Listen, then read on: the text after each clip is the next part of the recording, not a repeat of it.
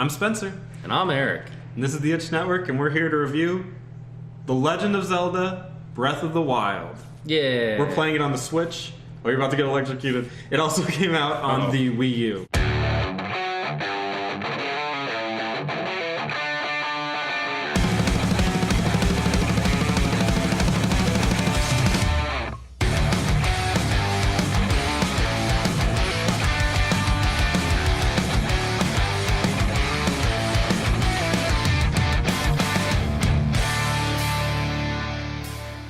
So Breath of the Wild is for the Switch and the Wii U, as I mentioned, and it is the newest game and the biggest game Nintendo's released probably in years, maybe even a decade.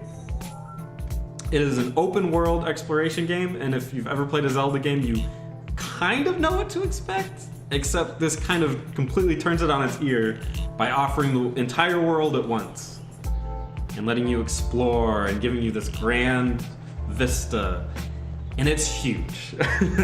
This game is enormous. One of the best open worlds, probably the best open world I've ever seen. How about you? Yeah, it's been an amazing journey to travel from into each of these areas. Yeah. Now I've beaten it. You're still exploring, but the game is completely open to exploration, and there's no rush to finish it.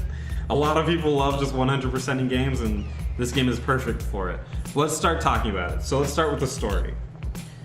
You wake up from a very long slumber. You must have been out partying with your friends. Yeah. And Jaeger bombs. You come to find out that you were put to sleep after a massive battle. And apparently it's kind of still raging on, but many, many years later. And it's 100 years later. Yeah, 100 years later. And it's up to you to finally resolve it. And you're finally back. And everyone's really excited to see you. That's basically the story, right? I'm not missing anything. Yep. Well, you failed to do your mission the first time, so you're getting a second chance. Really interesting. I'm not entirely sure where it falls in the line of Zelda games, story-wise. I think it's kind of an amalgamation of a couple of them, because we see influences from The Wind Waker, and we see influences from Ocarina of Time. Like, there's the Temple of Time pretty much at the beginning of the game. So there's definitely little pieces here and there. Obviously, you can see this huge open world to explore. Let's talk about it. Again, open world, there's secrets everywhere, it's completely stacked with content.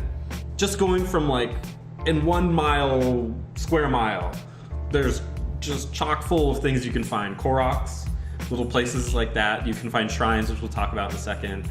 You can find chests that have things in it. You can find fairies that can do different little things for you. It is a wonderfully awesome, expansive game.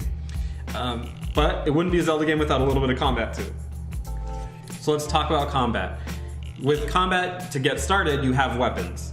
In the game, in a totally different function that you've never seen before, you actually have different weapons you can equip that have durability. And they're not all the Master Sword. They're spears, there's axes, there's boomerangs that you can throw. You also have shields. Shields also have durability. And they can break, and there's different kinds of shields that have statistics. Something new to Zelda is these statistics. Zelda didn't used to have these before, but you can have a sword that has 45 damage on it. You can have an axe that has 12 damage on it. It makes a huge difference in combat which one you're using, and each have different styles to work with. So a spear will stab, and an axe will swing, and a sword will swing, and you can have two-handed weapons. So almost like an action MMO in a lot of ways. Like, remember Terra, games like that, although it doesn't totally suck. So different weapons can have different skills. This one can freeze if you let it charge, right? That's the freezy one. You don't even have to let it charge. Yeah, you have to let it charge all the way up. No, you can just poke people. Well, yeah, but to freeze people, you have to let it charge. That's the whole point of the weapon. Okay. Once it gets all blue. So really awesome world full of different secrets and different weapons you can find. Now the combat is pretty similar to games like the other Zeldas that you've played. It has the Z targeting system where you lock onto people. The weapons have durability where they can break, so you have to be careful, and you can actually throw the weapons once they're about to break to do basically a critical hit, so it does a lot of damage. You can actually hit enemies in the heads. You do headshots, which is new to this, so it's got the bows, also durability, but you have different bows you can find and you can hit headshots. I found bows that can shoot 3 arrows at the same time. Those are pretty cool. So it's kind of like a shotgun. If you get really close, You can do like just an obscene amount of damage with them. So again, the Z targeting system still exists. It doesn't have the roll that everybody's kind of used to, and I kind of missed it. But I think it's not the first game to eliminate the roll. But I could be wrong on that. I'm not a complete Zelda expert. But I did miss the roll, but that's okay. It's not in it. Whatever. This game, I wouldn't say the focus of this game is the combat. The combat is certainly fine. It's serviceable. You can either fight people with the Z targeting or without it. It kind of works either way. You should obviously use it when you can. But it wouldn't really be the focus for me. What about you? No, the combat, like, I've actually found plenty of fun ways. Oops, that's not what I wanted to do. I forgot how to do this. How do I surf on the shield? Oh, just broke my sword. Anyway, so you found fun ways to fight without even combat, right? Yeah, so you can actually use your different abilities here. Oops. So, like, you have your magnet ability, to where I can pick up and move objects to hit people with it, to protect yourself. So some of the ways that I actually found a door hinge and ripped off the door and used that as a giant shield, and I ended up pushing the guys that were attacking me that I couldn't fight off a cliff. And I stood over top of the cliff like, yeah, now I gotta run down there and get the items from you guys. Yeah. But you gotta loot. Yeah, but I didn't have to actually fight them. You also have the ability to, I was on top of a cliff and there was some guys down at the end of the cliff. And I set the bomb down and I rolled down there. And when it got close enough, I detonated it and blew them off their horses, and the horses ran away, and then I went down there and fought them. And what's cool about those abilities is that they're all cooldown based. There's no mana, there's no running out of bombs, which is a really smart way of finishing all that, because back in the day, like, you used to be like, oh, I'm out of bombs, I guess I can't open this door. It doesn't exist anymore. And there's square bombs, thank God. Those don't roll anywhere, they stay put. Yes. Wonderful. A little bit of gravity anyway. But yeah, but I mean, it didn't go anywhere near where the other one went. Yeah. Great additions. And then you have the one that stops time. Yes. And you can hit things with it while it's frozen in time. You can't freeze anything here, I guess. But you can hit things with it, and once the timer runs out, it then shoots in the direction that you're hitting it in, which is so clever. It's a really interesting use of physics that you don't see a lot of games do. So Zelda's actually a bit of a physics puzzle, which is cool. Nice to see that in the There we go. Nintendo game. That's what I wanted to do. Okay, hold on. Oh, he's gonna go do it now. Surfing! Yeah, surf's up, dude! A lot of clever ways to use your items in this game. Yeah. And we're losing momentum. Oh, I couldn't pick it up. Look at him go. So, with the exploration in this game, there's another little bit, and it's called stamina. Stamina is a completely new addition to Zelda. You never really had it before, but it's a little bar that you have. It's a circle around your character when you're doing things that require stamina. One of those things is swimming, and one of those things is climbing. I don't think you can swim here. The main one you can do is, so if you go to like a rock formation, there you go. You're gonna see a little bar, and as you use stamina, that bar will drain. You can do a jump that makes it last longer, or it takes more stamina out, and it makes you go to your destination faster. Now these can upgrade through the use of shrines, which we'll get to in a second. You can choose to upgrade that or your hearts.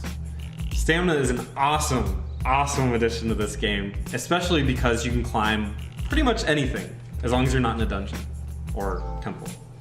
So you'll find that as you progress, and if you choose to upgrade your stamina, you can go further and further unhindered. So it's nice to climb a mountain and just be able to scale the whole way up instead of taking long breaks. Become like a real rockman. I don't think it's completely necessary to fully upgrade your stamina. It also lets you run longer, but it's only a little bit. I don't think it's fully necessary to upgrade the stamina, but it's definitely a nice thing to have. It's a good commodity. This brings up the next point, fast travel. A lot of fast travel in this game, and it comes from you finding towers throughout the different worlds. Each little section has its own tower, and once you find it, it reveals the map around you. So you're able to kind of see where you're going and find out, oh, that there's a little like river there. I bet there's a cool secret could be there.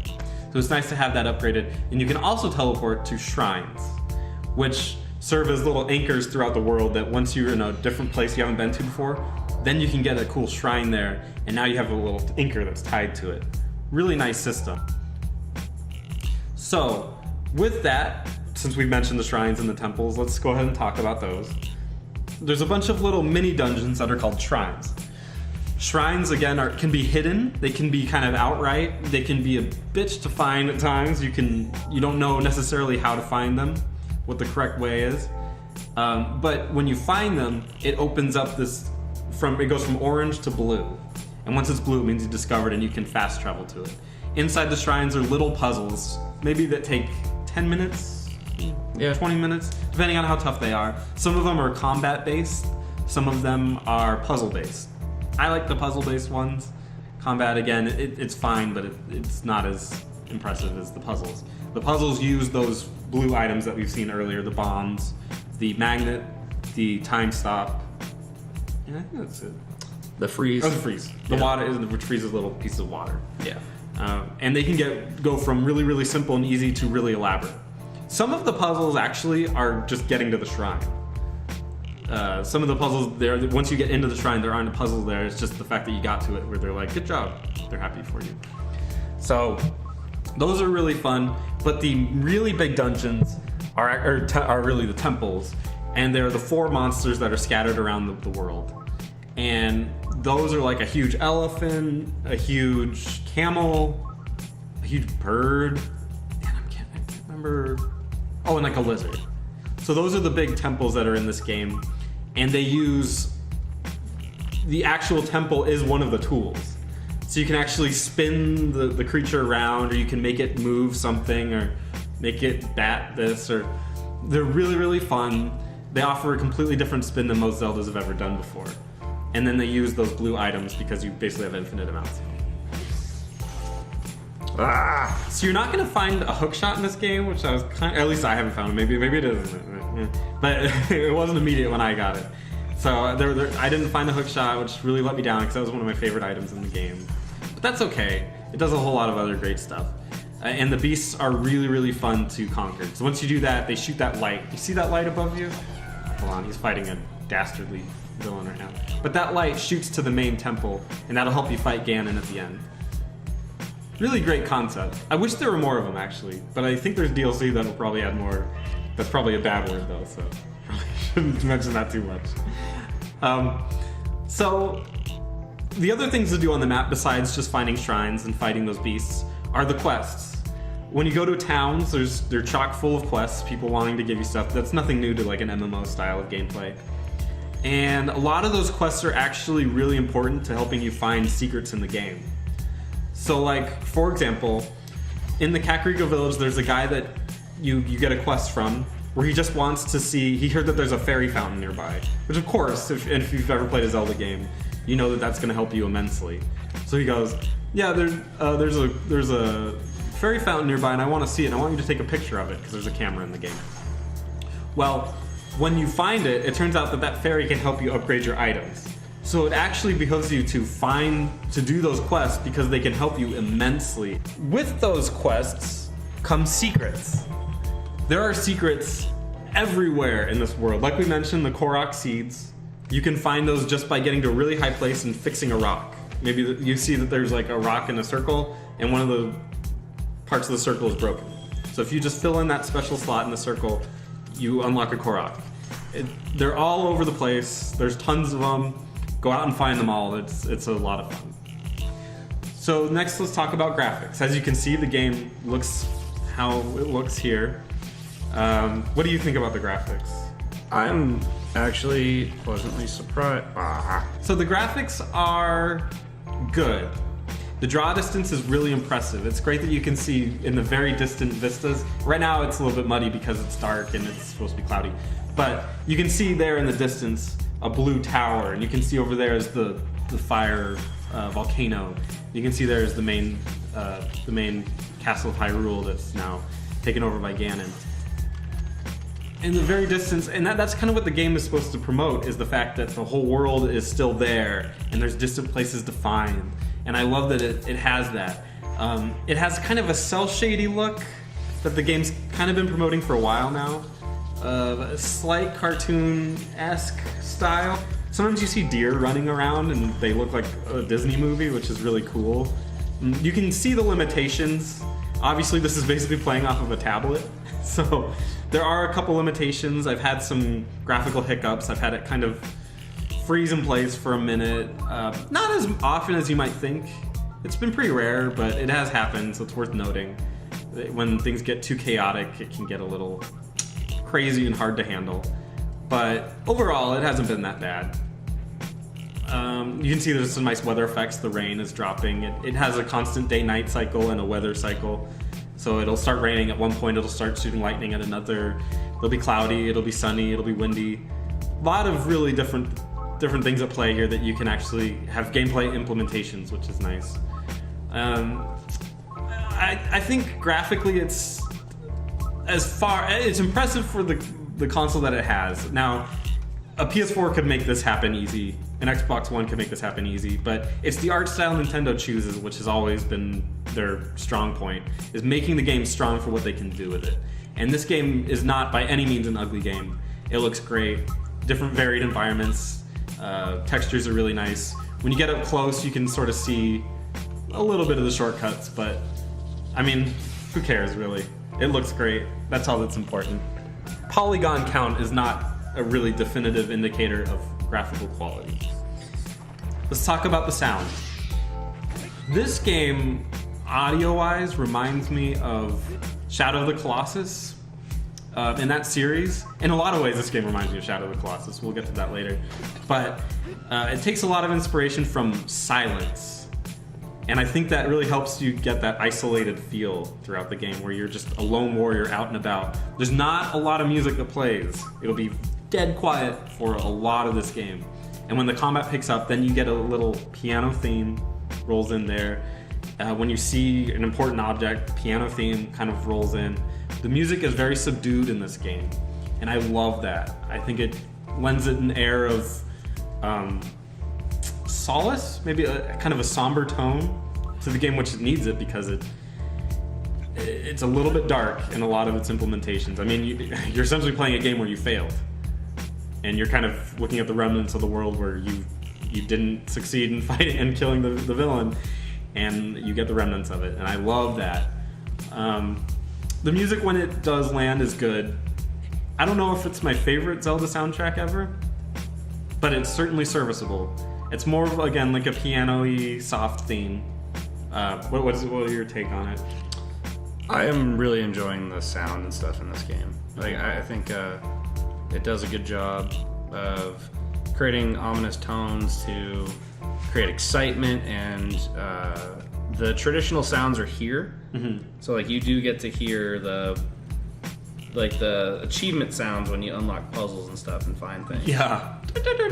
Yeah. And they do it a little too frequently in the shrines when you solve those puzzles. Even though I know that that's where it's kind of intended to be, mm-hmm. It just doesn't feel. Sometimes when I solve a puzzle, it's like, yeah, that was stupid easy. I don't need to be applauded. But yeah, Good job, Eric. Yeah, good job. You solved this easy puzzle that everyone else solved.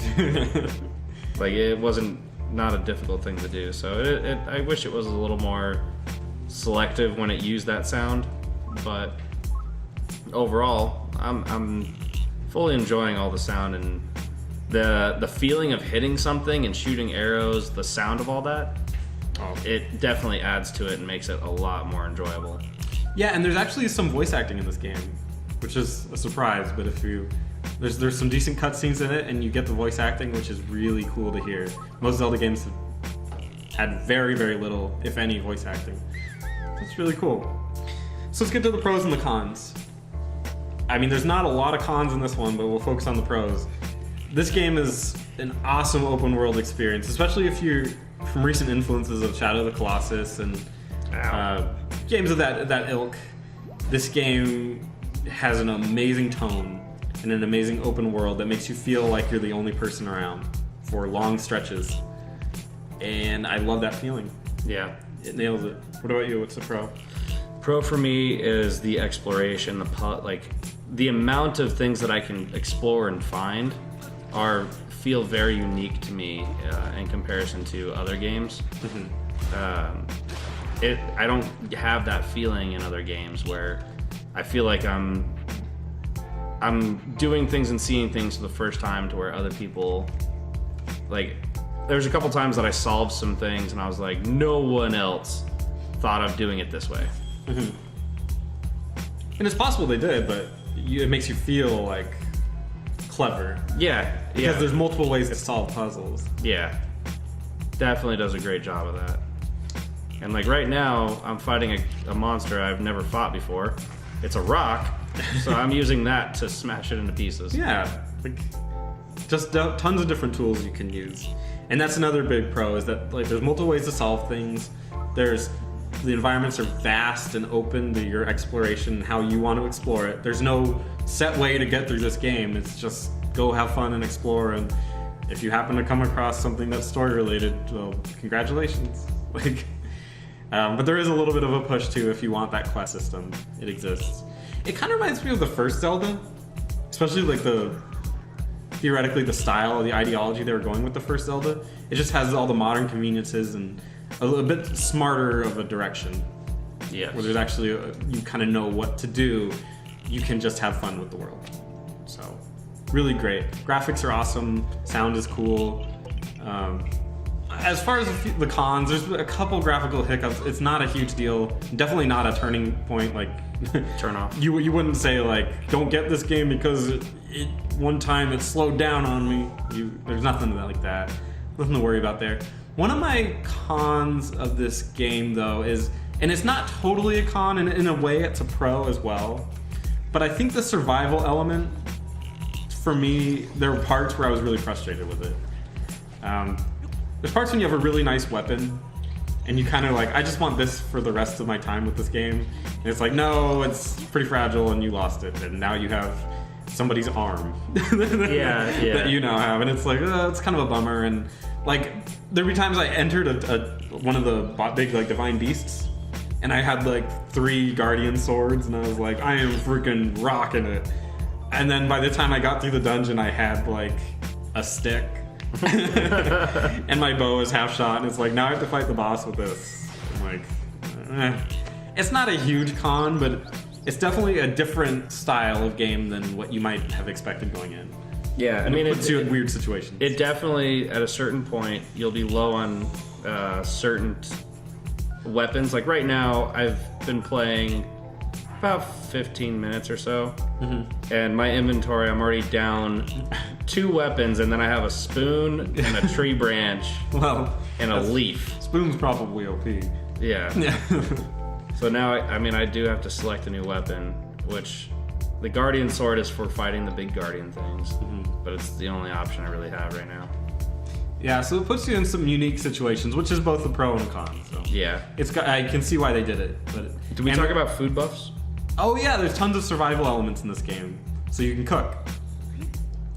Some people really like it, like our friend.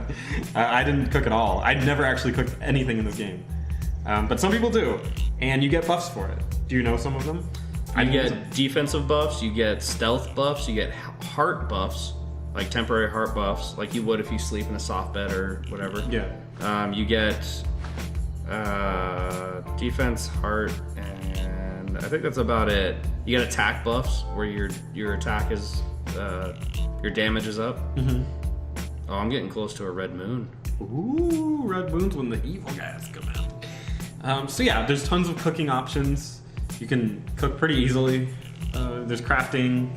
There's tons of that new style of game where they make stuff. You have characters that have to just go out and build their own equipment. So if you're into that, there's a lot to like here. Now, as far as recommendations, this game retails for $60. If you don't have a Switch, buy it on the Wii U. If you have a Switch, you probably already bought this game. Yeah, if you didn't, you should have. I don't know how you bought anything else on the Switch besides this. Yeah, this is like the only game to buy for it. Yeah.